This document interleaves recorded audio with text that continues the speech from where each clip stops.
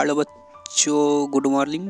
तो आज हम बिहार बोर्ड का हिंदी बुक चैप्टर नंबर 12 और चैप्टर का नाम हो गया मेरे बिना तुम प्रभु, जो कि काव्य खंड से लिया गया है। तो यह चैप्टर स्टार्ट करने से पहले हम आपको यह बता दें, क्योंकि शुरू के ही पेज में कुछ 10-15 नंबर का ऑब्जेक्टिव पूछा जाता है, वह बता देते हैं, उसके बाद हम फिर स्टार्ट करते हैं। बात कर लेते हैं थोड़ा देर, उसके बाद हम चैप्टर स्टार्ट कर देते हैं। तो जैसे कि आप लोग भी जानते ही होंगे कि काव्य खंड से पहले गद्य खंड आते हैं, तो हमें पूरा विश्वास है कि आप लोग बहुत मेहनत के साथ पढ़ाई कर रहे होंगे या करते ही हैं। ठीक है, तो इसमें जैसे कि आप लोग ही जानते हैं कि काव्य खंड से पहले गद्य खंड आते हैं, तो गद्य खंड में जो 1 से लेकर 12 तक चैप्टर है, तो हमें पूर्ण आशा कि आप लोग अभी तक पूरा चैप्टर कवर कर लिए होंगे। लेकिन कोई कारण से अगर अभी तक कवर नहीं कर पाए हैं तो चिंता करने की कोई ज़रूरत है ही नहीं। तो आप प्लेलिस्ट में जाके वहाँ से कवर कर सकते हैं। चाहे तो आप वहाँ से जाके रीडिंग कर सकते हैं या वॉइस रिकॉर्डिंग सुन सकते हैं, या चाहे तो आप हर एक चैप्टर का VVI क्वेश्चन भी देख सकते हैं।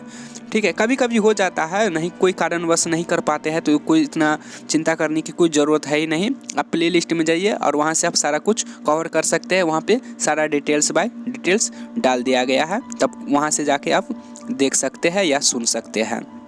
उसके बाद हम बात करेंगे, जैसे कि आप लोग स्क्रीन पर देख पा रहे होंगे, गद्य खंड एवं काव्य खंड दोनों मिलाकर 24 चैप्टर हो जाता है। ठीक है, तो इसमें मेन बात क्या है, इसे आप याद कर लीजिए। याद इसलिए कर लीजिए क्योंकि बिहार बोर्ड में यहाँ से आपको 10 से 15 नंबर के बीच में ऑब्जेक्टिव के रूप में पूछा जाता है। तो आपको यहीं से 10 से 15 नंबर का ऑब्जेक्टिव के रूप में आपका नंबर प्राप्त हो जाता है, तो आप इसे याद कर लीजिए। याद आप इस तरह से कर लीजिए, इसमें आपको याद इस तरह से करना है, जैसे कि चैप्टर का नाम हो गया, उसके बाद फिर उनकी लेखक का नाम याद कर लीजिए। तो ये तो मुझे पूरा सिंपल ही है। आप बोलेंगे इसमें नया क्या है सर, लेकिन हम इसमें आपको ये कहना चाहेंगे कौन सी चैप्टर कौन सी भाषा में लिखी गई है, आपको ये भी याद कर लेना है। क्योंकि यहाँ पे बहुत सारे बच्चे बाय मिस्टेक करके कौन सी चैप्टर कौन सी भाषा में लिखी गई है वह याद नहीं करते हैं, और मालूम चलता है कि ऑब्जेक्टिव 4-5 को ऑब्जेक्टिव छोड़ के चले आते हैं। तो आपको ऐसा नहीं करना। अच्छा नंबर लाना है तो ऑब्जेक्टिव ही मेन चीज़ होता है, तो ऑब्जेक्टिव पर ज़्यादा ध्यान देना है। तो आपको साथ में ये भी याद कर लेना है कि कौन सी चैप्टर कौन सी भाषा में लिखी गई। अगर हम एग्जाम्पल में बता दे तो, जैसे कि श्रम विभाजन और जाति प्रथा निबंध भाषा में लिखी गई है, विष के दांत कहानी भाषा में लिखी गई है, भारत से हम क्या सीखे भाषण भाषा में लिखी गई है। तो ठीक इसी तरह से आप याद कर लीजिए। चैप्टर का नाम हो गया, कौन सी चैप्टर कौन सी भाषा में लिखी गई है, और साथ में उसकी लेखक का भी नाम याद कर लीजिए। तो अब तीनों चीज़ याद कर लीजिए। तो आई होप आप लोग समझ पा रहे होंगे। तब को यहाँ से 10 से 15 नंबर के बीच में आपका आसानी से ऑब्जेक्टिव में आप सही टिक मारकर आइएगा। तो अब हम बात कर लेते हैं, जैसे कि आप लोग देख पा रहे होंगे स्क्रीन पे, हजारी प्रसाद द्विवेदी द्वारा कुछ हिंदी साधारण जनता की भाषा के बारे में कुछ बताए हुए हैं। देखो ऐसा नहीं है कि देखो पूछा नहीं जाता है, लेकिन हमारा कहना क्या है, जैसे कि पूछा नहीं जाता है लेकिन हमारा राष्ट्रीय भाषा हिंदी है, तो हिंदी भाषा के बारे में जानना बहुत ज़रूरी है। तो अगर हम इसे एक बार एक नज़र देख ले, उसके बाद फिर हम चैप्टर स्टार्ट करेंगे। हिंदी साधारण जनता की भाषा है, जनता के लिए उसका जन्म हुआ था, और जब तक वह अपने को जनता के काम की चीज़ बनाए रहेंगे, जनचित्त में आत्मबल का संचार करते रहेंगे, तब तक उसे किसी से डर नहीं है। वह विरोधों और संघर्षों के बीच ही पली है। वह किसी राज शक्ति की उंगली पकड़कर यात्रा तय करने वाली भाषा नहीं है, अपने आप ही भीतरी शक्ति से महत्वपूर्ण आसन अधिकार करने वाली अद्वितीय भाषा है। तो यह हजारी प्रसाद द्विवेदी द्वारा लिखी गई थी। देखो याद करने की कोई ज़रूरत है ही नहीं, बस हमारा सिर्फ यही कहना है कि यह हमारा राष्ट्रीय भाषा है, तो राष्ट्रीय भाषा के बारे में कुछ जानना बहुत ज़रूरी हो जाता है। ठीक है, तो अब हम चैप्टर की ओर बढ़ते हैं। तो जैसे कि आप लोग देख पा रहे होंगे कि यह चैप्टर स्टार्ट हो गया है, जो कि लास्ट चैप्टर है। ठीक है, तो इसमें हम थोड़ा सा यह कहना चाहेंगे, यह लास्ट चैप्टर है हिंदी का। तो हम इसमें यह कहना चाह रहे हैं कि अगर आप अभी तक पिछला चैप्टर कवर नहीं किए हुए हैं, तो जाके आप प्लेलिस्ट से में जाके और वहाँ से आप पूरा चैप्टर पढ़ सकते हैं। वहाँ पे काव्य खंड का 12 चैप्टर और गद्य खंड का पूरा चैप्टर, यानी कि पूरा टोटल बुक कवर किया गया है। तो आप वहाँ से प्लेलिस्ट में जाइए और वहाँ से एक एक चैप्टर करके कवर कर सकते हैं। ठीक है, देखो इसमें क्या है ना, तुमको हम बता दे रहे हैं, जैसे कि जैसे कि ये लास्ट चैप्टर है, ठीक है, और तुम इससे पिछला वाला चैप्टर नहीं पढ़े हो तो कोई फ़ायदा होने वाला है ही नहीं। तो आई होप आप लोग समझ पा रहे होंगे। अगर आपको कोई चैप्टर मिस्टेक छूट गए होंगे या फिर पढ़े होंगे और नहीं समझे होंगे तो आप वहाँ से जाइए, वहाँ पे पूरा डिटेल्स में बताया गया है और आपको ठीक तरह से समझाया गया है। और साथ में ये भी बताया गया है कि वहाँ पे कौन सा भी है क्वेश्चन आंसर है नहीं है, वो सारा कुछ कवर करके और प्ले लिस्ट में डाल दिया गया है। आई होप आप समझ पाए होंगे। तो प्ले लिस्ट में जाइए और वहाँ से आप रीडिंग करिए या फिर वॉइस रिकॉर्डिंग भी सुन सकते हैं और वहाँ पे VVI क्वेश्चन कवर किया गया है। तो चलिए, आई होप आप पूरी समझ गए होंगे हम क्या कहना चाहते हैं। कभी कभी हो जाता है बाय मिस्टेक वॉइस में, तो इसके लिए सॉरी।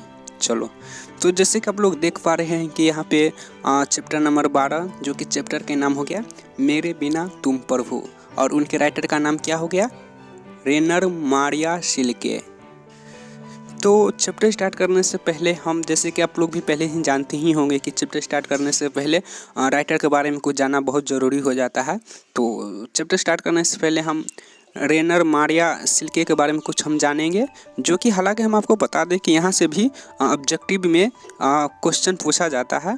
यानी कि जो राइटर का जो नाम होता है और इसकी जो एक तरह से बुझो ना, इसकी अगर एक बायोग्राफी है यार, शॉर्टकट में एक तरह से बायोग्राफी ही बोलो, जैसे कि यहाँ से जैसे कि आप स्क्रीन पर देख पा रहे होंगे, तो इसमें से ये एक तरह से संक्षिप्त में ही समझ पाते हैं कि अपने लाइफ में क्या क्या कर पाए, इसका जन्म तिथि और मृत्यु तिथि सारा कुछ है। तो बायोग्राफी ही, तो कभी कभी क्या होता है ना, ऑब्जेक्टिव के रूप में यहाँ भी क्वेश्चन पूछा जाता है, ठीक है। तो आई होप आप लोग समझ पा रहे होंगे। तो चलिए, बिना समय बर्बाद किए हुए हम राइटर के बारे में जानते हैं, तो फिर हम चैप्टर स्टार्ट करेंगे। ओके, तो यह चैप्टर स्टार्ट करने से पहले हम आपसे कुछ कहना चाहते हैं। जैसे कि आप लोग जानते हैं कि यहाँ से ऑब्जेक्टिव पूछा जाता है, तो हमारा यही कहना है कि आप पेन कॉपी लेकर आपको जहाँ लगे कि परीक्षा में पूछा जाएगा या ऑब्जेक्टिव बन रहा है तो वह तुरंत नोट कर ले। और साथ में अगर आपके पास ईयरफोन हो तो ईयरफोन लगा ले, और आप जहाँ कंटिन्यू, जिस कमरे में कंटिन्यू पढ़ाई करते हैं वहाँ पर जाइए और पेन कॉपी लीजिए और आराम से बैठिए और आराम से सुनिए और नोट बनाइए, ठीक है। देखो, बहुत सारे विद्यार्थी को मन में प्रश्न ये भी होने लगता है कि सर नोट बनाने से क्या फ़ायदा होता है। तो चलो, हम उतना तो डिटेल्स में नहीं बता पाएंगे क्योंकि हालांकि बहुत लंबा चैप्टर हो जाता है, लेकिन हम संक्षिप्त में हम आपको बता देते हैं, एक दो बात बता देते हैं जो नोट बनाने से क्या फ़ायदा होता है, ठीक है। देखो बाबा, हम तुमको बताते हैं नोट बनाने से क्या फ़ायदा होता है। सबसे पहली बात, जो कि आप नोट बनाते हैं तो यानी कि उस चैप्टर का जो मेन भाग होता है वह आप नोट कर लेते हैं। और अगर आप फिर उस पेज को जहाँ नोट बनाए रहते हैं उस पेज को अगर 1 से 2 बार देख लेते हैं तो यानी उस चैप्टर को पूरा एक ही बार में, यानी कि बहुत कम समय 2 से 3 मिनट में आप पूरे सिर्फ एक नज़र उस पर दोहरा देते हैं तो फिर वो चैप्टर पूरा तुरंत कंप्लीट हो जाता है। नंबर 1 बात कि आप तुरंत चैप्टर कंप्लीट कर लेते हैं। इसमें दूसरा फ़ायदा, सबसे बड़ी फ़ायदा हमको यही इसमें होता है कि तुम्हारा जो सोचने का शक्ति होता है वो काफ़ी बढ़ जाता है। यानी सोचने समझने का जो क्षमता होता है वो काफ़ी बढ़ जाता है। यानी कि किसी पर विचार करते समय या कोई भी बात पर एक्शन लेते समय उसमें जो आपका जो सोचने शक्ति का क्षमता होता है सबसे ज़्यादा बढ़ जाता है। यही तो चाहिए लाइफ में, और क्या चाहिए। अरे कोई भी आदमी महान बना है तो उनका सोचने शक्ति का क्षमता बहुत तेज़ी होता है, इसलिए वो तो महान बन जाता है। और अपने लोग के तो यही चाहिए, तो इसलिए नोट बनाओ और इसमें ना तुम एक तरह से ना मैच्योर बनते जाओगे।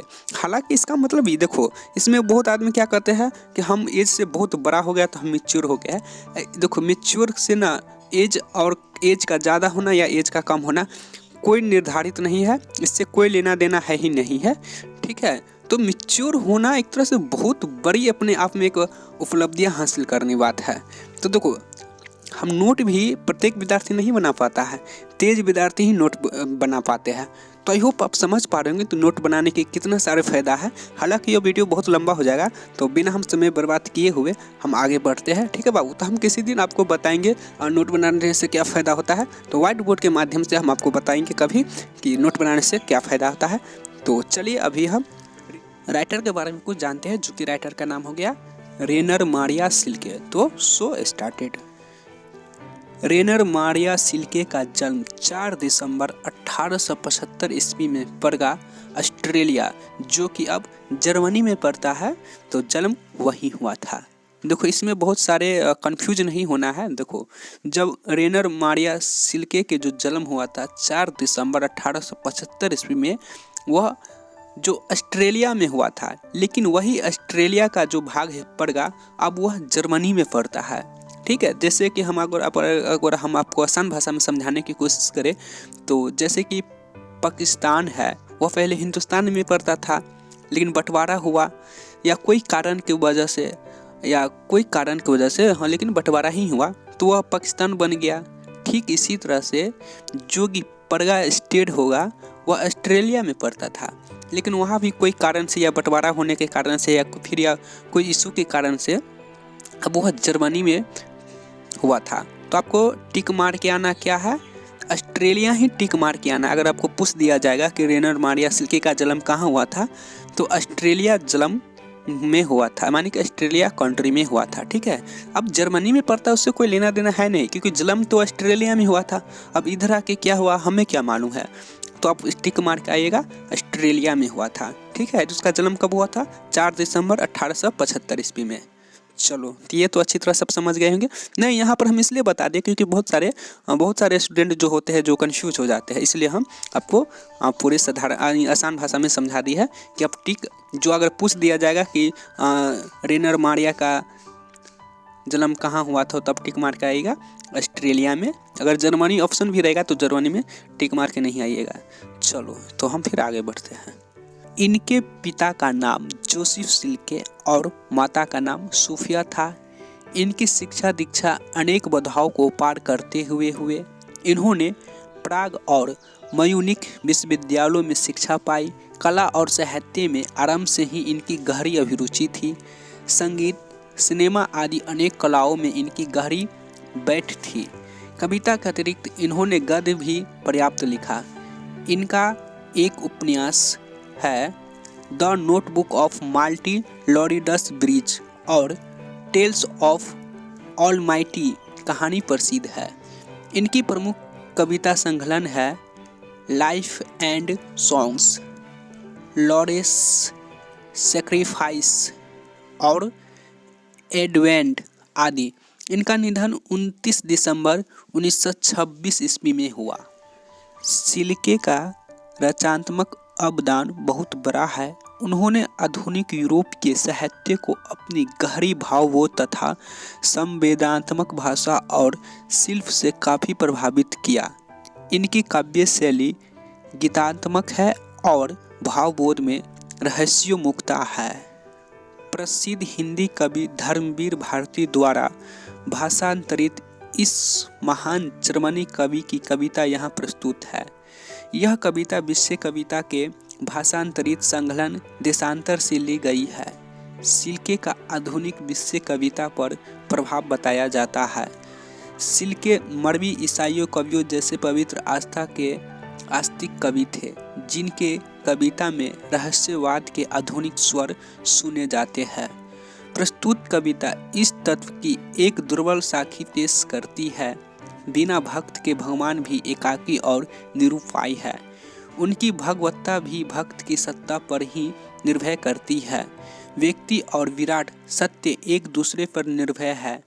प्रेम के धरातल पर अत्यंत पावनतापूर्वक यह कविता इस सत्य को अभिव्यक्त करती है।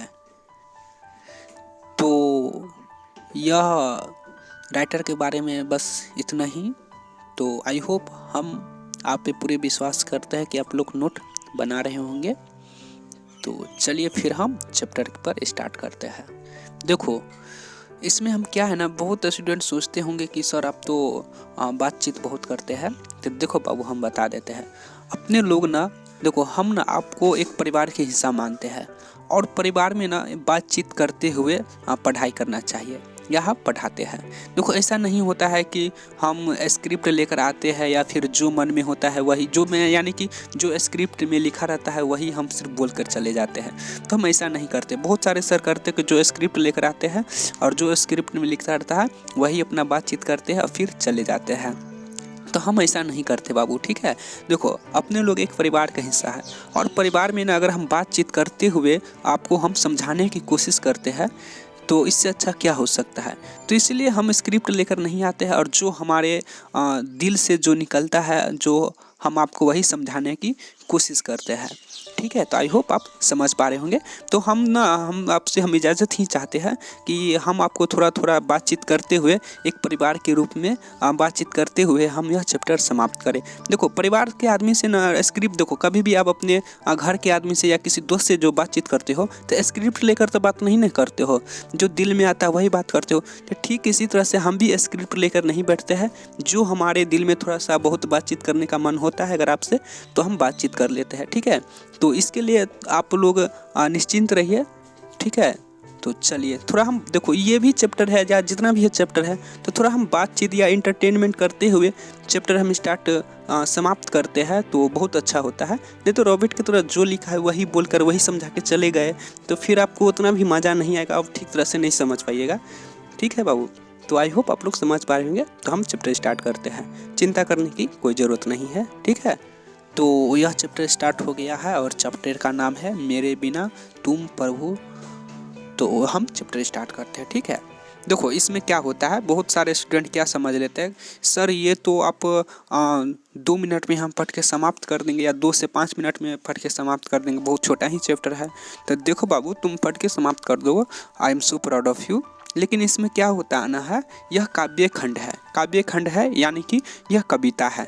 तो कविता को न पढ़ना कोई बड़ी बात नहीं होता है। जैसे कि आप लोग गद्य खंड में पढ़े होंगे, आज गद्य खंड के कोई भी कहानी ले ले या विष के दांत ले ले या नाखून क्यों बढ़ते हैं, तो उसमें क्या होता है ना, गद्य खंड में जैसे कि आप पढ़ते जाते हो और समझते जाते हो। लेकिन काव्य खंड में ऐसा नहीं होता है बाबू। ठीक है, देखो कोई भी कविता हो जाता है ना, तो उसको जो रीडिंग करना कोई ज़्यादा महत्वपूर्ण बात नहीं हो जाता है। जैसे कि आप लोग भी स्क्रीन पर देख पा रहे हो, रीडिंग दो और नहीं समझ पाओगे कुछ, माने समझ पाओगे लेकिन जितना समझना चाहिए, या फिर इस कोटेशन के माध्यम से या फिर कोट के माध्यम से कवि जी क्या कहना चाहते हैं पूरा नहीं समझ पाओगे। तो काव्य खंड हो गया या काव्य खंड कह ले या फिर आप कविता कह ले, तो यह चैप्टर पढ़ लेना कोई बड़ी बात नहीं होता है। ठीक है बाबू, इसका जो मायने है वो समझना बहुत बड़ी बात हो जाता है। ठीक है, तो आई होप आप लोग समझ पाए होंगे। हालांकि हम इससे पिछला भी चैप्टर जितना कवर किए हैं उसमें भी हम आपको बता ही दिए होंगे कि इसका जो पढ़ने का कोई लाभ नहीं होता है जब तक इसका आप मायने नहीं समझने हो, या फिर इस कोट के माध्यम से क्या कहना चाहते कवि जी फिर वही नहीं समझते हो, तो फिर काव्य खंड पढ़ने का कोई फ़ायदा होता ही नहीं है। और नहीं आप एग्जाम में ठीक से लिख पाते हो क्वेश्चन का आंसर, या नहीं फिर आप ऑब्जेक्टिव ठीक से दे पाते हो। यार रट्टा मार के लिख देना वह अलग बात हो जाता है, लेकिन जो अपने मन से अपने दिमाग से सोच कर लिखना वह अलग अलग बात हो जाता है। तो आई होप आप लोग समझ पा रहे होंगे। तो चलो फिर हम स्टार्ट करते हैं और फिर हम एक एक कोटेशन लेंगे और फिर हम इन कोट के माध्यम से कवि जी क्या कहना चाहते हैं तो फिर हम समझने का प्रयास करेंगे। तो आई होप आप लोग समझ पा रहे होंगे। तो हम पहला कोटेशन ले लेते हैं। ठीक है बाबू, तो चलो हम स्टार्ट करते हैं। देखो डरने का है ही नहीं, गलती करने से नहीं डरना है। अरे हम भी गलती करते हैं, गलती करते कि नहीं। देखो कभी कभी बोलते बोलते वॉइस में मिस्टेक हो जाता है, तो हमारे पास तो इतना भी चॉइस रहता है कि हम चाहे तो वॉइस को हम कटिंग कर सकते हैं, फिर से दोबारा रिपीट कर सकते हैं, लेकिन हम नहीं करते हैं। क्यों करें, हम भी इंसान हैं, हमसे भी गलती होता है, लेकिन उसके बाद भी हम आपको समझाते हैं, आगे बताते हैं। तो यानी कि हम इसलिए नहीं कटिंग करते, यार हमारे भी गलती से सीखो। गलती से नहीं डरना है, गलती से डरोगे तो लाइफ में आगे कभी नहीं बढ़ पाओगे। गलती होगा ही, कोई भी काम करोगे तो गलती शुरू में होगा ही। तो गलती करने से या फिर गलत पढ़ने से या फिर गलत क्वेश्चन सोल्व करने से या फिर कोई मैथ का जो पहले बनाते हो तो एक ही बार में तो नहीं होता है, न जाने कितना पेज गंदा होता है, फिर खराब होता है, फिर उस जाके एक दिन सही बनता है। ठीक इसी तरह से बाबू आपको कोई चिंता करने की कोई ज़रूरत नहीं है। एक बार में नहीं समझोगे, 2 बार में समझोगे, 3 बार में समझोगे, लेकिन हम समझाएंगे आपको ज़रूर। ठीक है, तो डरने का कोई ज़रूरत नहीं है, नहीं किसी से डरने का है, नहीं गलती करने से डरना है। आपको सीखना है और गलती करके ही सीखा जाता है। यह एक दुनिया का नियम ही है यार। कोई भी इंसान हो गया ना, जितना महान आदमी बनता है वो उतना गलती करके बनता है। तो आई होप आप लोग समझ पा रहे होंगे। तो बिना समय बर्बाद किए हुए हम पहला कोटेशन ले लेते हैं और आप भी हमारे साथ स्क्रीन पर देखिए। चलो तो, जब मेरा अस्तित्व न रहेगा प्रभु तब तुम क्या करोगे। जब मैं तुम्हारा जल पात्र टूट कर बिखर जाऊंगा, जब मैं तुम्हारी मरीदा सूख जाऊंगा या स्वादहीन हो जाऊंगा, मैं तुम्हारा विष हूँ, तुम्हारी वृत्ति हूँ, मुझे खोकर तुम अपना अर्थ खो बैठोगे। तो आई होप इसका बारे में आप इसका जो मायने होता है आप थोड़ा सा तो समझ पाए होंगे।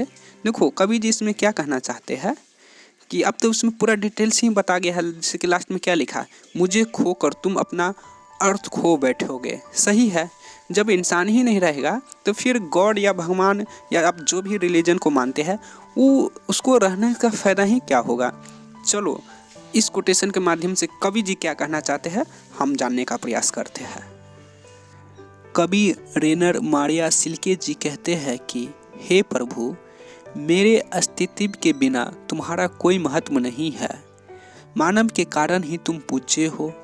मेरी भक्ति अथवा गुणगान से तुम आनंदित होते हो। यदि यही मानव नहीं रहेगा तब तुम्हारा नाम कौन लेगा, क्योंकि सारी योनियों में मनुष्य ही चेतनशील प्राणी है। अभिव्यक्त शक्ति इसे ही मिली है। मानव ही सांसारिक कार्य व्यापार का संपादन करता है। तुम्हारे अंश या प्रतिरूप के रूप में संसार को सजाता है और तुम्हारे नाम को अमर रखता है। अतः मानव के बिना सृष्टि संचालन का काम बंद हो जाएगा और तुम्हारे सृष्टि रचना का उद्देश्य निष्फल चला जाएगा। तो आई होप आप समझ पाए होंगे पूरी तरह से कि इन कोट के माध्यम से रेनर मारिया सिल्के जी क्या कहना चाहते हैं। तो चलो हम फिर अगला कोटेशन ले लेते हैं।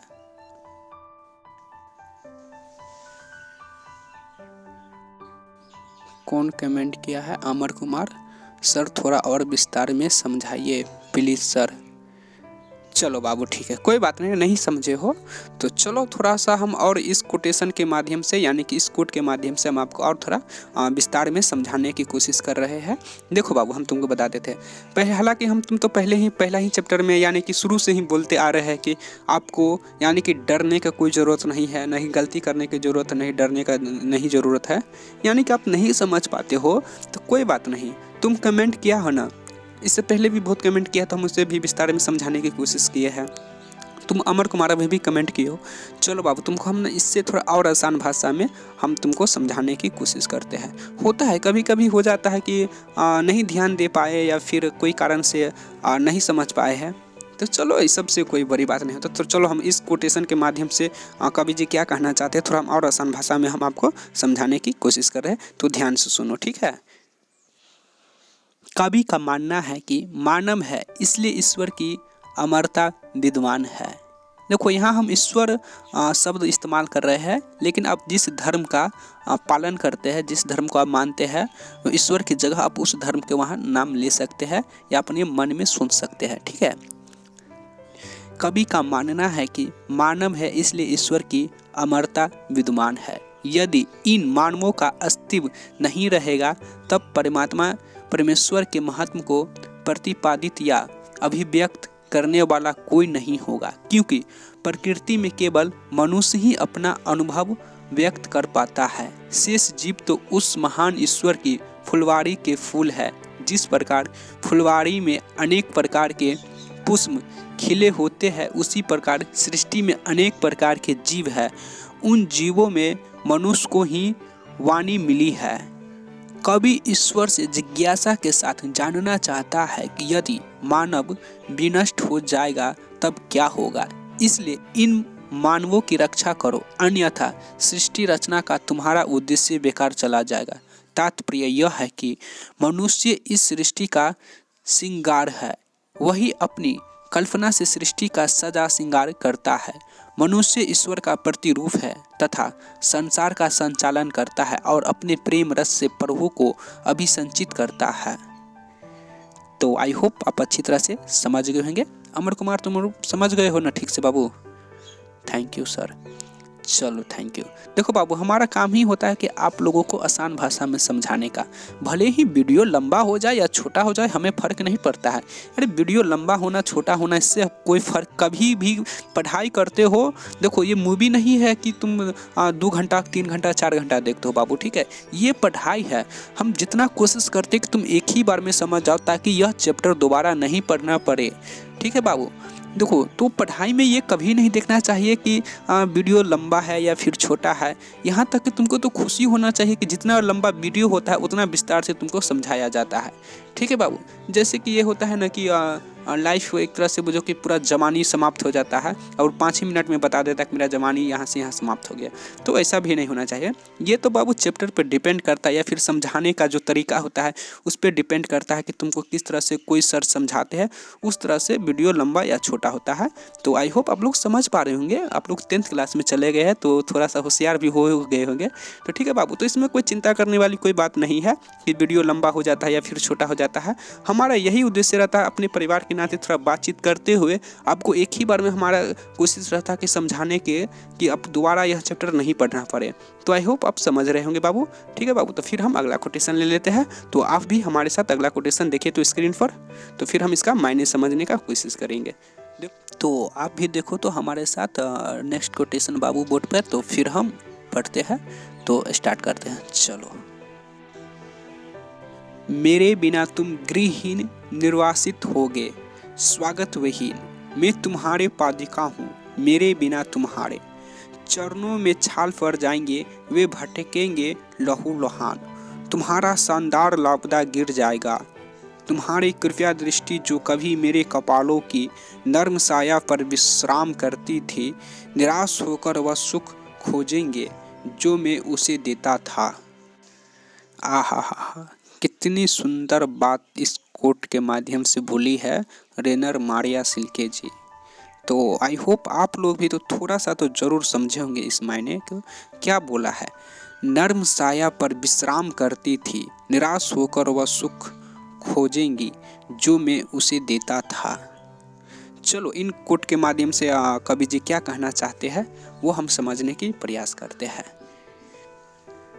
कवि सिल्के जी कहते हैं कि मानव के बिना प्रभु तुम गृहहीन तथा बहिष्कृत हो जाओगे, तुम्हारा अभिनंदन करने वाला कोई नहीं रहेगा।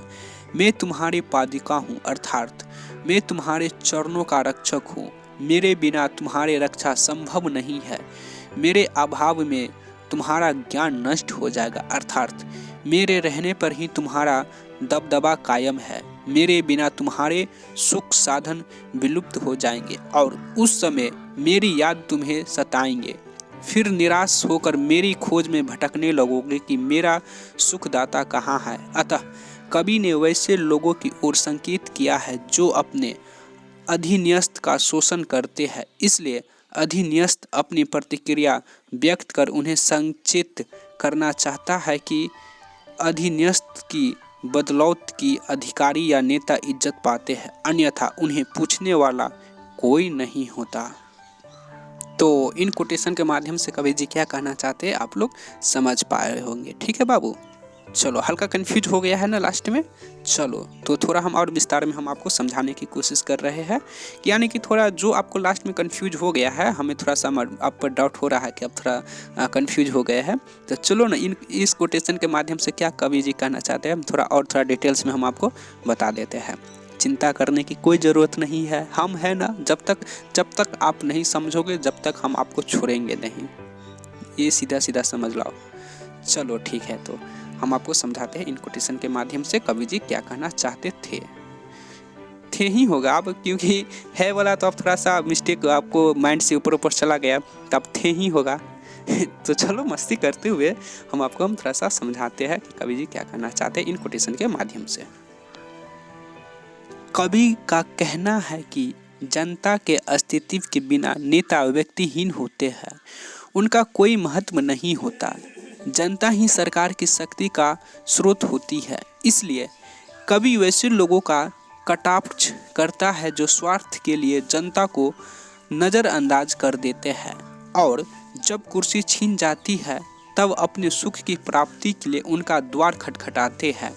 कवि के कहने का भाव यह है कि मानव यानी कि जनता ही शक्ति तथा सुख के साधन होते हैं, इन्हीं के बल पर प्रभु या नेता पूज्य होते हैं। देखो यहाँ पे प्रभु और यानी कि भगवान और नेता दोनों को शामिल किया है, तो आप थोड़ा सा माइंड को ओपन रखिए।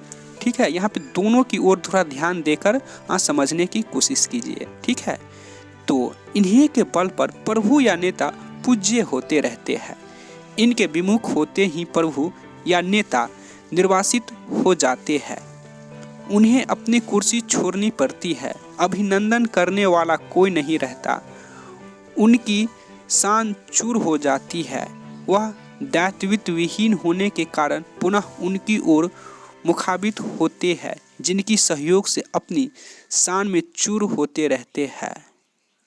इसलिए कवि प्रभु से जानना चाहते हैं कि जिनके बिना तुम्हारा अस्तित्व नहीं रहेगा, वैसे लोगों का तिरस्कार क्यों करते हो। जनता ही सर्वशक्तिमान होती है, इसलिए जब तुम उसकी रक्षा सफलतापूर्वक करोगे तभी तुम्हारा दबदबा बरकरार रहेगा, अन्यथा शानदार लबदा गिर जाएगा और तुम प्रमुखी छेपी हो जाओगे। बात तो सही है। देखो, भगवान को आप ले ले या भगवान को आप शामिल कर ले या फिर नेता को शामिल कर ले, जनता के द्वारा ही भगवान हो या फिर कोई किसी का भी सरकार हो सफल हो पाते। अगर कोई भी जनता चाह ले इस सरकार को गिरा देना है तो गिरा देते हैं, या कोई भी इंसान या सभी इंसान चाह ले कि इस भगवान को हम नहीं मानेंगे तो नहीं मानेंगे। हालांकि आप लोग तो देखते हैं कि न जाने हमारे इस धरती पर कितना भगवान है, कितनी धर्म है, हिंदू मुस्लिम सिख ईसाई होता है, सबका अपना अपना विश्वास होता है, सब में अपना अपना कोई कथी होता है। ठीक उसी तरह से नेता में भी होता है, हम इसे वोट देंगे, हम इसे पसंद करते हैं। जैसे कांग्रेस पार्टी होगा, बीजेपी पार्टी हो गया, फिर न जाने कितना पार्टी होगा, आप लोग तो जानते हैं। ठीक इसी वही समझाने के इस कोटेशन के माध्यम से कवि जी का महत्व दिया गया है। ठीक है, तो इंसान के बिना नहीं भगवान चल सकता है, नहीं किसी का कोई राजनेता पार्टी को अपनी कुर्सी संभाल पाएगा। तो यही समझाने की कोशिश की गई है इन कोटेशन के माध्यम से। तो फिर हम अगला कोटेशन ले लेते हैं। आई होप आप लोग पूरी तरह से समझ गए होंगे।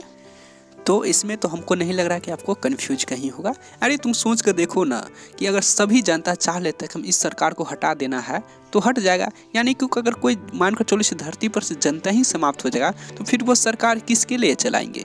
ठीक इसी तरह से अगर हम किसी गॉड या भगवान या ईश्वर या अल्लाह या एनीबॉडी कुछ भी देख लेते, अगर जो भी धर्म को मानते हैं, अगर वो धर्म आप अपने शामिल कर ले, अगर उस धर्म का जो इंसान मानते हैं वही इंसान नहीं रहेंगे तो फिर उस भगवान या अल्लाह या क्रिश्चियन धर्म हो गया, कोई भी धर्म हो गया, फिर उस भगवान को रहने से क्या फ़ायदा। अगर हम इसे एक शब्द में कहें, जब इंसान ही नहीं रहेगा धरती पर तो फिर वो भगवान को रहने से क्या फ़ायदा, उनको पूजने वाले कौन होंगे। क्योंकि इस कोटेशन के माध्यम से तो ये भी बताया गया है कि इस धरती पर जितना जीव प्राणी है उनमें से सिर्फ सोचने का शक्ति एवं बोलने का जो वाणी मिला है वह सिर्फ इंसान में ही मिला है। तो इसीलिए भगवान इंसान को इस धरती पर से नहीं मिटा सकते हैं। थोड़ा हम ज़्यादा ओवर रिएक्ट कर दिए हैं, लेकिन चलो कोई बात नहीं। आप भी अपने दिमाग से थोड़ा इसके बारे में वीडियो रोक कर थोड़ा सोचो। तो यही समझाने की कोशिश की गई है हालांकि।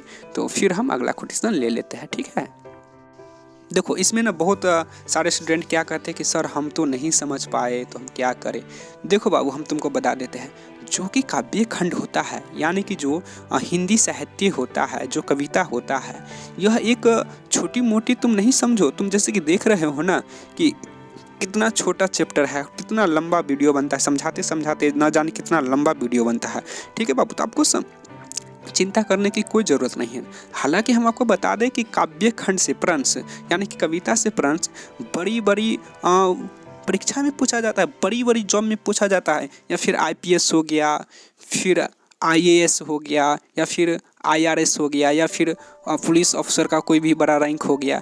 तो वहाँ तक के प्रश्न पूछा जाता है। हिंदी साहित्य में PhD करने में हम तुमको बता देते हैं लगभग 30 से 35 साल तो गुजर ही जाता है हिंदी साहित्य करते करते। तो आप समझ पा रहे होंगे कि कितना समय देने के बाद आप वह जाके हिंदी साहित्य पे PhD करने के बाद वो एक एक लाइन को समझ पाते हैं। तो बाबू इसमें आपको चिंता करने की कोई ज़रूरत नहीं है ना।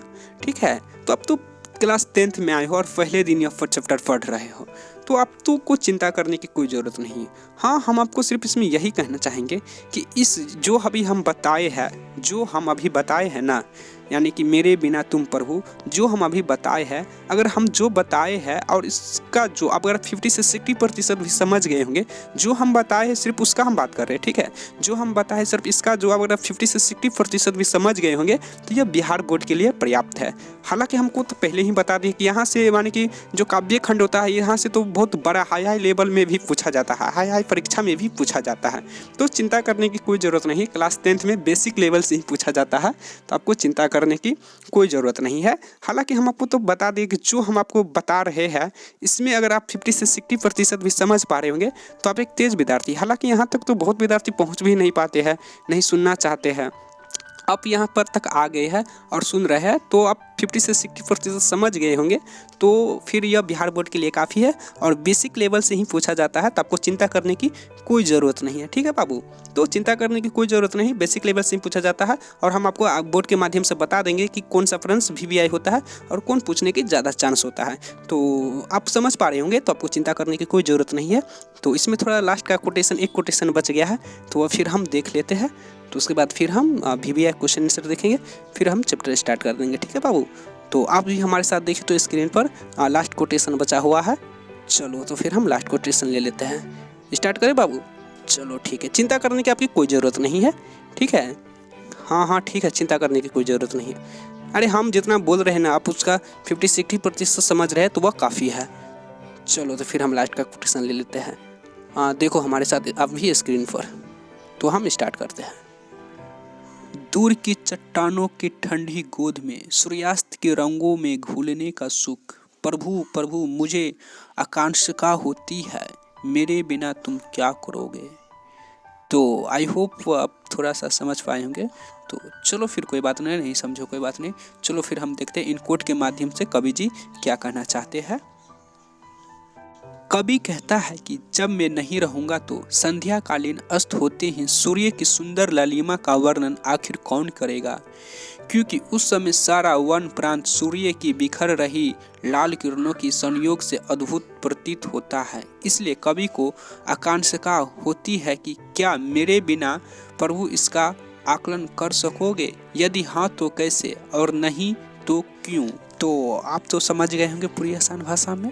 चलो इससे भी थोड़ा हम आपको आसान भाषा में समझाने की कोशिश करते हैं कि कवि जी क्या कहना चाहते हैं।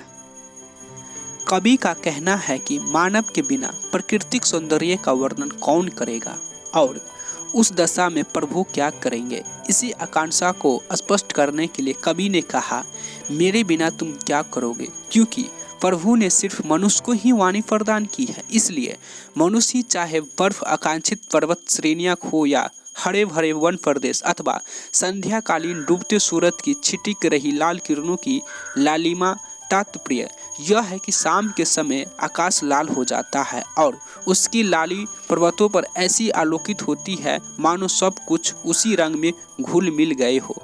ऐसा मनोरम दृश्य देखकर कवि का मन कौंधने लगता है कि मानव के बिना इस सौंदर्य का वर्णन कौन करेगा, तब प्रभु क्या करेंगे। तो आई होप आप लोग समझ पाए होंगे, बहुत आसान भाषा में हम आपको समझा दिए हैं।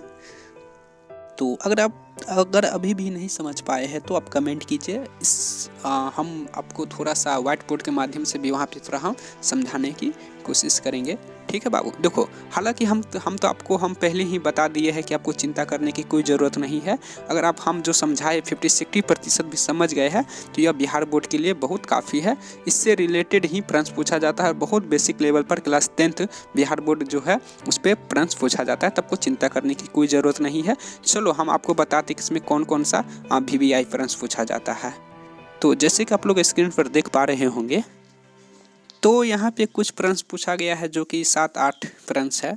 तो आपको सभी क्वेश्चन याद करने की कोई ज़रूरत नहीं है। हाँ आप सही सुन रहे हैं, सभी क्वेश्चन याद करने की कोई ज़रूरत नहीं है। हालांकि हम आपको तो पहले ही बता दिए है कि यहाँ पे बहुत बेसिक लेवल से क्वेश्चन पूछा जाता है, आपको चिंता करने की कोई ज़रूरत नहीं।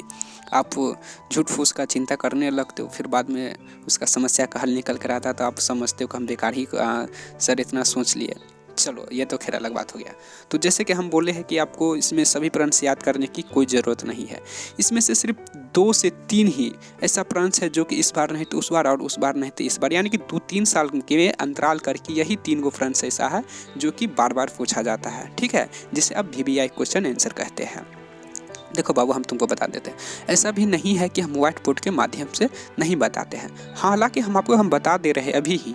व्हाइट बोर्ड के माध्यम से इसमें जितना भी प्रश्न पूछा गया है, 7 से 8 प्रश्न पूछा गया है, हम सभी प्रश्न का उत्तर बताते हैं व्हाइट बोर्ड के माध्यम से। और साथ में हम ये भी बताते हैं कि जैसे कि कविता के आसपास हो गया, भाषा के बात होगी, हालांकि पूछा नहीं जाता लेकिन हम बताते हैं, क्योंकि यह सब जानने से भी बहुत एक तरह से बुझो ना, बहुत ज्ञान प्राप्त होता है। तो हम व्हाइट बोर्ड के माध्यम से हम सारा कुछ कवर करते हैं, लेकिन व्हाइट बोर्ड के माध्यम से हम सारा कुछ कवर करते हैं, लेकिन बिहार बोर्ड में इस बार क्या पूछा जाएगा ज़्यादा, या अगले साल क्या पूछेंगे, या फिर इस साल क्या पूछेंगे, उस पर हम थोड़ा ज़्यादा केंद्रित करके ज़्यादा फोकस करते हैं, ठीक है। तो आई होप आप लोग समझ पा रहे होंगे कि व्हाइट बोर्ड के माध्यम से हम सारा प्रश्न क्वेश्चन आंसर बताते हैं, और साथ में हम जो VBI क्वेश्चन है जो इस बार ज़्यादा पूछने का प्रश्न है, या ऐसा कौन सा 3 प्रश्न है जो बार बार पूछा जाता है 2-3 साल के अंतराल करके, तो इस सब पर हम थोड़ा ज़्यादा फोकस करते हैं। तो आई होप आप लोग समझ पा रहे होंगे पूरी बात, ठीक है बाबू। तो चलो फिर हम चैप्टर क्लोज कर देते हैं। तो जैसे कि आप लोग जानते ही हैं कि यह लास्ट चैप्टर था काव्य खंड का, और यानी कि काव्य खंड का भी लास्ट चैप्टर था, और अब एक तरह से बोले तो पूरा बुक का भी लास्ट चैप्टर था, तो पूरा बुक कवर हो गया है। तो अगर आप अभी तक इसमें से कोई भी चैप्टर बाय मिस्टेक हो जाता, कभी कभी बाय मिस्टेक, अगर अभी तक आप नहीं पढ़ाई कर पाए हैं कोई भी चैप्टर, हिंदी का कोई भी चैप्टर, या गद्य खंड का हो या काव्य खंड का हो, कोई भी चैप्टर अगर आप नहीं पढ़ पाए हैं, या अभी पढ़े भी है तो नहीं समझ पाए हैं उसे जिस तरह से अभी इसमें समझे हैं, तो आप प्ले लिस्ट में जाके वहाँ से आप सुन सकते हैं, वहाँ सारा कुछ कवर किया गया है, ठीक है बाबू। तो और आप साथ में आप ये भी वहाँ से आप प्राप्त कर सकते हैं कि हर एक चैप्टर का VBI क्वेश्चन आंसर एवं सभी का क्वेश्चन आंसर एवं ऑब्जेक्टिव सारा कुछ कवर करके डाला गया है। तो आप प्ले लिस्ट में जाके वहाँ से आप प्राप्त कर सकते हैं। तो आप हमारे चैनल सब्सक्राइब कर लो, और फिर वहाँ प्ले लिस्ट में जाके अगर आप न्यू स्टूडेंट हो तो चैनल सब्सक्राइब कर लो, ठीक है, और प्ले लिस्ट में जाकर वहाँ से VBI क्वेश्चन आंसर एवं जो इसका जो रीडिंग का प्रोसेसिंग होता है सारा कुछ जाके आप समझ सकते हैं। और वहाँ पे सारा कुछ कवर किया गया है, बिहार बोर्ड के रिलेटेड सारा कुछ कवर किया गया है। तो फिर हम मिलते हैं अगले सब्जेक्ट में, और फिर हम अगला सब्जेक्ट हम सोशल साइंस यानी कि सामाजिक विज्ञान कवर करेंगे। उसमें फिर हम देखेंगे एक एक, और फिर हम उसका VBI क्वेश्चन आंसर सारा कुछ कवर करके फिर हम प्ले लिस्ट में डाल देंगे। तो फिर चलते हैं। देखो, हालांकि आप लोग भी जानते होंगे कि यूट्यूब सब्सक्राइब यानी कि चैनल सब्सक्राइब करने से क्या होता है। चैनल सब्सक्राइब करने से यही होता है कि इससे रिलेटेड यानी Bihar class 10th Bihar board जो क्लास 10th है उससे रिलेटेड जो हम आप माने कि वीडियो अपलोड करेंगे, उस चैप्टर को कंप्लीट करके वीडियो अपलोड करेंगे, तो आप तो तुरंत नोटिफिकेशन पहुंचे, ताकि आप उसे आसान भाषा में और आसान तरीका से उसे तुरंत समझे। देखो, चैनल नहीं सब्सक्राइब करोगे तो क्या हो जाता है कि हम वीडियो अपलोड कर दिए और आप तक पहुंचेगा बहुत देर के बाद, यानी कि परीक्षा का 1 महीना या 1.5 महीना बच जाएगा, तो वो वीडियो किसी के माध्यम से आप तक पहुंचेगा, तो फिर इतना तेज़ी से कवर नहीं कर पाओगे। तो आई होप आप लोग भी समझ पा रहे होंगे या जानते ही होंगे कि चैनल सब्सक्राइब करने का मतलब क्या होता है। इसका एक ही मकसद होता है, नोटिफिकेशन।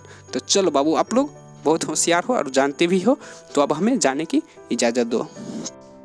तो जाते जाते हम आपसे अब ये भी थोड़ा कहना चाहेंगे, जैसे कि आप लोग नीचे देख रहे होंगे शब्द निधि, तो अब इसे 1 से 2 बार पढ़ लो, और इसे याद करने की कोई ज़रूरत नहीं है क्योंकि परीक्षा में नहीं पूछा जाता है। लेकिन इसका मतलब ये भी नहीं होता है कि नहीं पढ़ा जाता है तो नहीं पूछा जाता है तो नहीं पढ़ा जाए। सॉरी, थोड़ा हो जाता है बाय मिस्टेक, यार बोले ना वॉइस रिकॉर्डिंग में मिस्टेक होता है, तो इसका मतलब ये भी नहीं होता है कि हम वॉइस रिकॉर्डिंग आप पूरा एडिट कर दें। जैसे कि तो आपको पहले ही हम समझा दें कि गलती से नहीं डरना है, गलती करने से भी नहीं डरना है, और पहले हम बता दें कि हम कितना बार हम मिस्टेक किए होंगे। अगर दिखता है वॉइस बोलते बोलते हम मिस्टेक कर जाते हैं, हालांकि हम तो आपको पहले ही बता दें कि हम कोई स्क्रिप्ट लेकर नहीं बैठते हैं।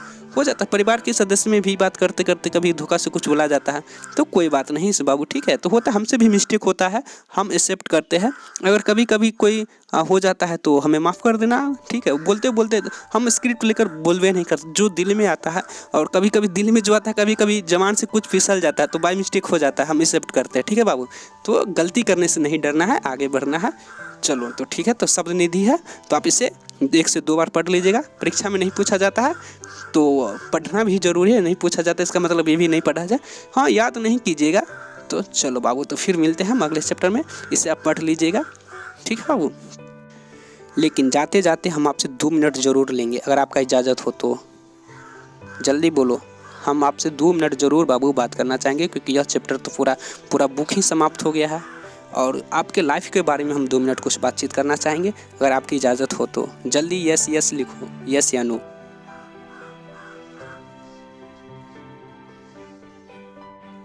थैंक यू बाबू। चलो हम 2 मिनट बातचीत कर लेते हैं, फिर हम चैप्टर क्लोज कर देंगे। यानी चैप्टर क्लोज है ही एक तरह से, जो हम अपने लोग एक परिवार के नाते थोड़ा 2 मिनट बातचीत कर लेते हैं, चैप्टर तो क्लोज हो ही गया है।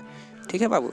तो जैसे कि आप लोग ही जानते हैं कि हम कोई स्क्रिप्ट लेकर नहीं बातचीत करते, अपने परिवार के नाते आपसे बातचीत करेंगे। अगर उसमें कुछ कड़वा शब्द अगर किसी बोला जाए तो हमें माफ़ कर दीजिएगा, ठीक है बाबू। अरे स्क्रिप्ट लेकर हम नहीं बोलते, जो हमारे थोड़ा दिल में आएगा ना, हो सकता है कभी कभी कड़वा शब्द भी हम इस्तेमाल करें, लेकिन उतना भी हम नहीं करेंगे, एक दायरे में करेंगे। ठीक है बाबू। चलो हम स्टार्ट करते हैं। देखो हम आपको बताते हैं, ये आपका गोल्डन समय है। ठीक है बाबू। गोल्डन यानी आप यही उम्र में आप एक बहुत बड़ा मुकाम हासिल कर सकते हो। बहुत सारे स्टूडेंट को हम क्या देखते हैं कि देखो, हम जो हम इतना साल से पढ़ाते आ रहे हैं, उसका हम थोड़ा इतना देर, यानी कि हम 10-12 साल में हम क्या देख रहे हैं विद्यार्थी की अभिरुचि है, उसी के बारे में, इससे रिलेटेड ही हम आपको थोड़ा कुछ समझाने की कोशिश कर रहे हैं। ठीक है। तो देखो बाबू, इसमें क्या होता है, बहुत सारे स्टूडेंट को हम क्या देखते हैं, यानी कि बोलते हैं कि हम आज पढ़ेंगे, कल से स्टार्ट कर देंगे, सोमवार से स्टार्ट कर देंगे, 1 तारीख आएगा तो हम पक्का स्टार्ट कर देंगे, चलो मंगलवार आएगा तो हम मंगलवार से हम पक्का तय कर देंगे। ऐसे करते ही न जाने उसको 3-4 महीना तो ऐसे ही बीत जाता है। चलो आज शादी है तो आज हम नहीं पढ़ते हैं, कल चलो ये फंक्शन पूरा हो जाएगा, फिर ये पर्व आएगा तो ये समाप्त होते ही हम पूरा लगन के साथ पढ़ने लगे। ऐसा बहाना बनाते हैं, उसको मालूम चला 5-6 महीना तो यही करने में गुजर जाता है, एंजॉय करने में। तब बाबू आपको ऐसा नहीं करना है, नंबर 1 बात। नंबर 2 बात में क्या होता है, बहुत सारे स्टूडेंट को हम क्या देखते हैं, एक दिन क्या होता है, अगर 1-2 दिन ना 10-10 घंटा, 12-12 घंटा, 15-15 घंटा पढ़ाई पर रहता है, अब मालूम चलता है कि 4 दिन गायब हो गया। आपको ये भी नहीं करना है बाबू, आपको यानी कि रेगुलर 4 से 5 ही घंटा पढ़ो, लेकिन रेगुलर पढ़ाई करना है। अक्सर स्टूडेंट क्या करते हैं, एक दिन में 10 घंटा, 12 घंटा, 15 घंटा पढ़ाई कर देते हैं, 2 दिन गायब हो जाते हैं, फिर तीसरा दिन आएंगे 8 घंटा पढ़ लेंगे, 12 घंटा पढ़ लेंगे, फिर 4 दिन के लिए गायब हो जाएंगे। तो अब बाबू आपको ऐसा नहीं करना है, आपको कंटिन्यू पढ़ाई रखना है। हमको देखो ज़्यादा नहीं पढ़ना है, ठीक है। अगर आपके पास लग रहा है कि हमको ज़्यादा क्यों नहीं पढ़ना है, तुम ही बताओ। 24 घंटा में तुम 6 से 7 घंटा भी कंटिन्यू नहीं पढ़ो, फिर क्या फ़ायदा है बाबू। तो हमारा बस इसमें यही कहना है कि उतना अगर आप 4 से 8-9 घंटा नहीं पढ़ पाते हो, चलो कोई बात नहीं, 4 से 5 घंटा भी पढ़ो, लेकिन कंटिन्यू पढ़ो। कंटिन्यू का मतलब क्या होता है, ये नहीं कि आप लगातार पढ़ो, यानी कि रेगुलर पढ़ो। प्रतिदिन 4 से 5 घंटा एक रूटीन बना लो और वही रूटीन पढ़ना है। ऐसा कभी नहीं होना चाहिए कि एक दिन हम 20 घंटा पढ़ाई कर लिए या 15 घंटा पढ़ाई कर ली और 5 दिन हम कहीं फंक्शन पर चले गए या फिर घूमने चले गए। तो बाबू ऐसा नहीं होना चाहिए, ठीक है। रेगुलर पढ़ो, 5 से 4 ही घंटा पढ़ो, लेकिन रेगुलर पढ़ो, हमारा यही कहना है। चलो नंबर हम तीसरा बात करेंगे। अब नंबर हम तीसरा बात करते हैं, लेकिन ये लास्ट बात है, क्योंकि बात करते करते तो न जाने हम कितना देर हम समझाएंगे। चलो ना, व्हाइट बोर्ड के माध्यम से हम आपसे थोड़ा चीज़ वहाँ पे थोड़ा हम बातचीत करते हैं और इंटरटेनमेंट के साथ क्वेश्चन सोल्व कराते हैं, VVI क्वेश्चन आंसर, तो वहाँ थोड़ा हम बातचीत कर लेते हैं। यहाँ पे तो वीडियो ऑलरेडी ही लंबा हो गया है। हालाँकि वीडियो लंबा होना या छोटा होना यह तो हमारे हाथ में नहीं है, लेकिन लंबा तो वीडियो हो ही गया है। तो हम लास्ट नंबर तीसरा जो हम थोड़ा सा बता देते हैं, उसके बाद फिर हम चैप्टर क्लोज कर देते हैं, ठीक है बाबू। अब व्हाइट बोर्ड के माध्यम से अपने लोग थोड़ा बातचीत करते रहते हैं वहाँ पे, तो वहाँ पे तो थोड़ा डिटेल्स में ही बात करते हैं और वहाँ हम समझाने की भी कोशिश करते हैं पूरा, लेकिन यहाँ पे हम थोड़ा सा बात और करेंगे तीसरा। देखो बाबू, किसी दोस्ती या किसी लड़की, हाँ अगर लड़की है तब तो लड़की की जगह लड़का रख सकते हैं, हम डिटेल से बात करते हैं बाबू, एक परिवार की तरह, ठीक है। बुरा लगेगा हल्का देर के लिए, लेकिन जो सच्चाई है हम वही बताने की कोशिश करते हैं। तो बाबू देखो, दोस्ती और लड़की, ठीक है, इसमें आपको समय बर्बाद नहीं करना है, इसमें समय बर्बाद नहीं करना है। कान खुलकर सुन लो और पेन कॉपी लेकर लिखो और पन्ना के फाड़ कर फेंक दो। देखो बाबू, हम तुमको बताते हैं, अरे लड़की क्या है, या लड़की है तो लड़का रख ले, हम आपको पहले ही समझा दिया है। लड़की है क्या, तुम ही बताओ। अगर एक बार सफल हो जाओगे ना, तो तुम ऐसा लड़की न जाने आपके पीछे पीछे कितना आएगी। या फिर दोस्त भी क्या है यार, तुम्हारा दोस्त तुमसे फ़ायदा देख रहा है ना, तभी तुम तर वो आता है। अगर एक दिन तुम उसको खर्च करना बंद कर दो ना, अगर 5 दिन खर्च बंद कर दो, कल गांठ पर लात मार के तुमको भगा देंगे। सॉरी, करवा है, हमें नहीं इस्तेमाल करना चाहिए, हमें मालूम है बाबू। लेकिन जो सच्चाई है तुम ही खुद देखो, अपने लोग बिहारी है तो अपने लोग इस्तेमाल कर लेते हैं, लेकिन नहीं करना चाहिए। आप खुद देखो, अगर आप 2 दिन खर्चा बंद कर दोगे, मालूम चलेगा पीछे से लात मार कर आपको भगा देंगे। तो यार दोस्ती एक तरह से कुछ नहीं होता है, आपको समय बर्बाद कर रहा है, या फिर कोई लड़की भी आपके लिए कुछ भी नहीं, समय बर्बाद हो रहा है। अगर आप एक बार आप सफल हो जाओ तो फिर लड़की हो या दोस्त हो, यार देखो लड़की या लड़का या दोस्त है था रहेगा, ये कभी समाप्त नहीं होने वाला है। तो फिर है था रहेगा तो फिर है ही, तो उसके पीछे यार समय बर्बाद करने की कोई ज़रूरत है ही नहीं। यह समय आपके लिए गोल्डन समय है, सिर्फ 5-6 महीना की तो ही बात है। आप जीन जान लगा के मेहनत कर लो, अच्छा नंबर जो आपको मन में है 400 नंबर, 350 नंबर, या जो भी आप सोचे हो उसे प्राप्त करो और एक अच्छा कॉलेज में एडमिशन कराओ। और एक अच्छा, जब देखो नंबर आएगा तो ही अच्छा कॉलेज में एडमिशन होगा। जब अच्छा कॉलेज में एडमिशन हो जाएगा तो एक बार जो तुम्हारा लाइफ सेटल हो जाएगा तो फिर यार दोस्ती रहेगा ही, 100 दोस्ती होगा, 100 लड़की आएगी तुम्हारे पास, लेकिन सफल हो जाने के बाद ही। लेकिन जब तक सफल नहीं होगे, जब तक फिर इंटरटेनमेंट करोगे तो फिर तुम्हारा लाइफ बर्बाद हो जाएगा। और यही तुम्हारा गोल्डन समय है, अगर यह समय एक बार निकल जाता है तो फिर दोबारा नहीं आने वाला होता है। तो आई होप आप लोग समझ रहे होंगे बाबू, लेकिन सिर्फ हम तो यही समझाने की कोशिश करें, सिर्फ हम देखो आप लोग भी समझ रहे होंगे, लेकिन सिर्फ हम आपको याद दिलाने की कोशिश कर रहे हैं। तो बाबू आपको समय बर्बाद नहीं करना है किसी दोस्ती में या किसी लड़की के चक्कर में। बाबू यह आपका एकदम महत्वपूर्ण समय है, एक घंटा आपके लिए बहुत महत्वपूर्ण है, सिर्फ 5-6 महीना का ही तो बात है। आप एक बार मेहनत कर लो, एक बार मेहनत करके आप एक बार जो नंबर प्राप्त करना चाहते हैं कर लीजिए, और एक अच्छा नंबर प्राप्त करने के बाद अच्छा कॉलेज में एडमिशन होगा ही, जब अच्छा नंबर आएगा तो फिर वहाँ पे आप एकदम अपना जो जीवन सेट हो जाएगा, तो फिर यार दोस्ती रहेगा, सब कुछ रहेगा।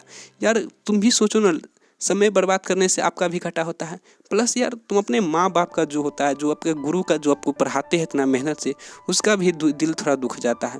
तो आप मेहनत कीजिए, किसी के चक्कर में नहीं पड़िए, सही समय का सही उपयोग कीजिए, ठीक है बाबू। देखो हम आप देखो लेक्चर बोलेंगे तो बहुत घंटा हो जाएगा, 5-6 घंटा का वीडियो बन जाएगा बाबू, ऐसे बोलेगा तो हम आपको थोड़ा संक्षिप्त में समझा दिए हैं, हल्का फुल्का करके, तो आप समझ पा रहे होंगे। आप लोग भी थोड़ा जानते ही होंगे इस सब के बारे में, और इससे रिलेटेड भी हम आपको चलो ना व्हाइट बोर्ड के माध्यम से अपने लोग हम बातचीत करेंगे, ठीक है बाबू। तो आप बस हम जाते जाते हमें आप इजाज़त दीजिए जाने का, अब इससे ज़्यादा हम नहीं समझाएंगे आपको, हालांकि आप लोग भी जानते ही होंगे, लेकिन आप सिर्फ हमें जाते जाते इतना ही इजाज़त दीजिए।